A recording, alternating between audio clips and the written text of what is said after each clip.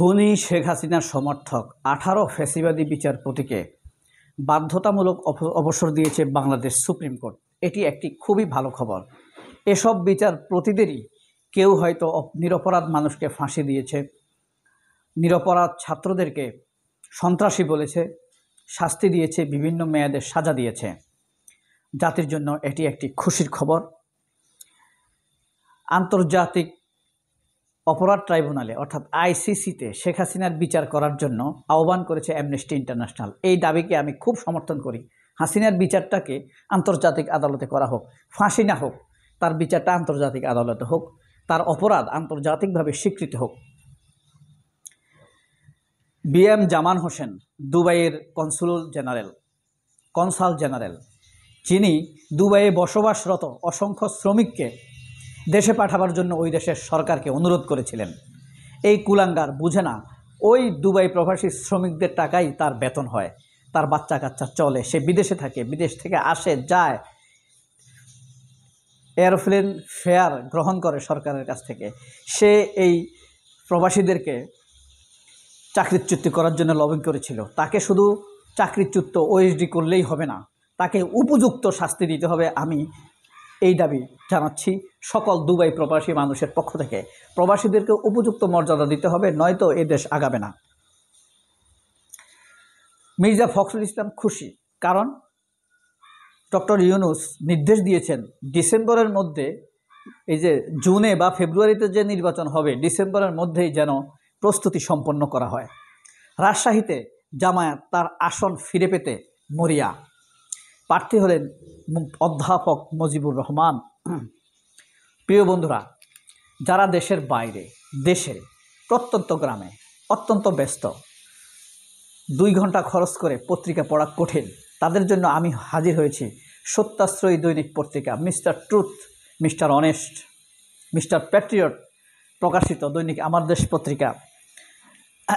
আজকের প্রধান শিরোনাম, রাজসাক্ষী হলেন সাবেক আইজিপি মামুন। এই যে শেখ হাসিনা নির্দেশ দিয়েছেন হাজার হাজার ছাত্রকে খুন করার জন্য, হত্যা করার জন্য, বিনাশ করে দেওয়ার জন্য, থুতু ছিটিয়েছেন তাদের লাশের উপরে, হাসপাতালে গিয়ে আহত দেহের উপরে চিকিৎসা না করার জন্য নির্দেশ দিয়েছিলেন ডাক্তারদেরকে। কসাই কামাল, আসাদুজ্জামান কামাল ছাত্রদেরকে হত্যা করার জন্য যে নির্দেশ দিয়েছিলেন, তাদের বিচার হওয়ার জন্য রাজসাক্ষী হতে যাচ্ছে তাদেরই দোসর মামুন। এই মামুন ছিল আইজিপি, পুলিশ বাহিনীর প্রধান, ইন্সপেক্টর জেনারেল অফ পুলিশ, অথচ সে হয়ে গেছে আইজিপি থেকে KGP, killer general of police, পুলিশের killer general of police KGP, IGP হয়ে গেছে কেজিপি। জুলাই গণহত্যার বছর হাসিনার নির্দেশে গণহত্যার অভিযোগ গঠন, অভিযোগগুলির নির্দেশ, লাশ পোড়ানো, আবু সাইদ হত্যা ষড়যন্ত্র, পুলিশ র্যাবকে দিয়ে গুম, খুন, অরাজকতা, 164 ধারায় জবানবন্দি, বিশেষ নিরাপত্তায় মামুনকে রাখা হচ্ছে আলাদা সেলে। সাইদুর রহমান রুমি এই রিপোর্টটি করেছেন। একটি বিস্ময়কর সংবাদ, বিচারপতি তোমার বিচার করবে যারা, আজ জেগেছে সেই জনতা। ওই যে কবিতা, যে গান, সেই গানের আজ আমরা বাস্তবায়ন দেখছি। আল্লাহ তাআলা আজকে ফকির বানান, কালকে রাজা বানান, আজকে রাজা বানান, কালকে ফকির বানান। তার নজির অল্প সময়ের মধ্যে আল্লাহ আমাদেরকে দেখিয়েছেন।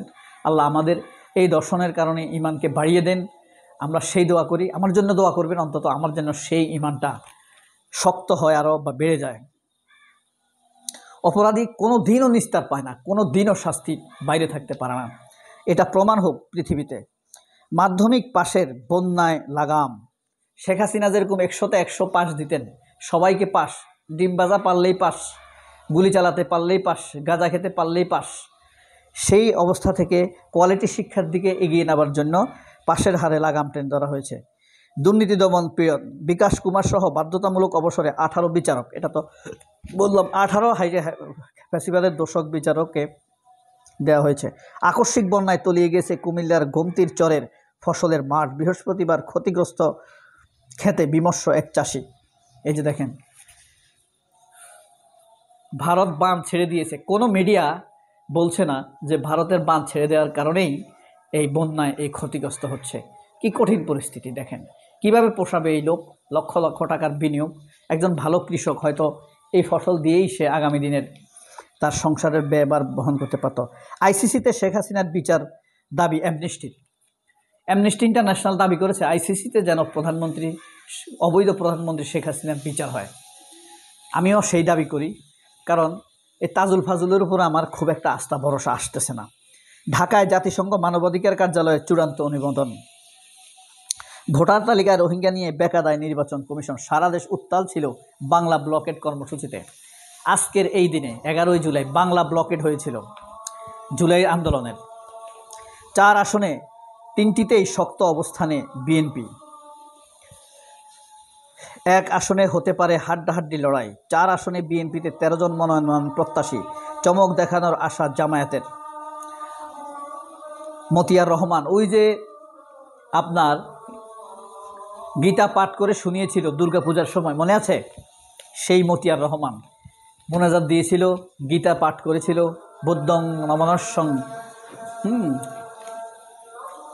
কর্মক্ষম জনগোষ্ঠী 62% কমবে 2 দশক পর।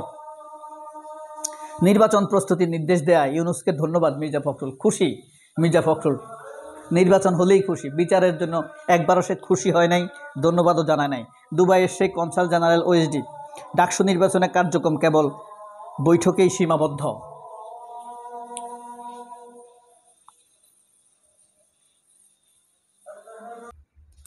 এভাবেই চলছে।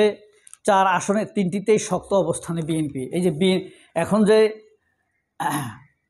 আসাদুজ্জামান অ্যাটর্নি জেনারেল, এই যে এই লোক, সেই প্রার্থী হতে যাচ্ছে বিএনপির রাজশাহী আসন থেকে ঝিনাইদহ।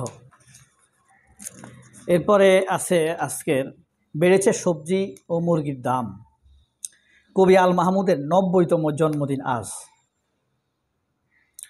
জুলাই সনদ আদায়ে প্রয়োজনে আবার রাস্তায় নামব। চর ফ্যাশনে বিএনপির নেতার নামে ধর্ষণ চেষ্টার মামলা। যুদ্ধবিরতি আলোচনায় নেই অগ্রগতি। ফের ইসরায়েলগামী জাহাজ ডুবিয়ে দিল হুথি।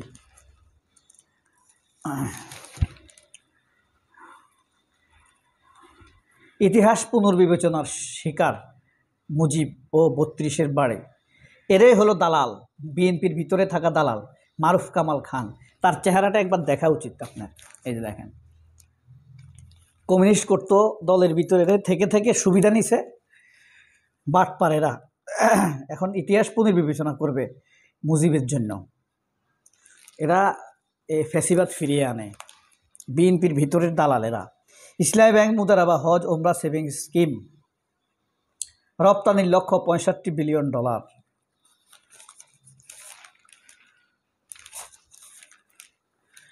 এরপরে আপনার গ্রামগঞ্জের খবর আছে।